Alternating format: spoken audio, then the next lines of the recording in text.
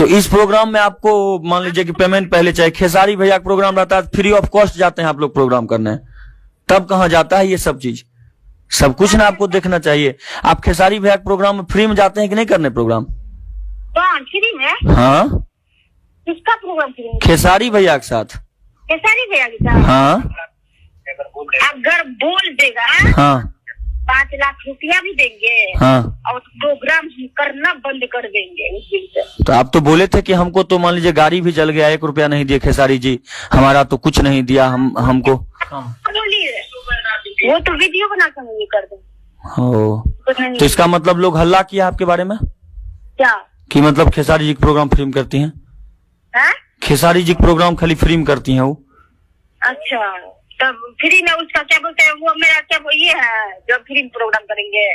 तो वही चीज ना हम आपसे पूछना चाह रहे हैं। अब मान लीजिए इतना बात क्या बढ़ाना, आप फ्री में करते हैं कि पैसा लेकर करते हैं, उससे क्या मतलब है?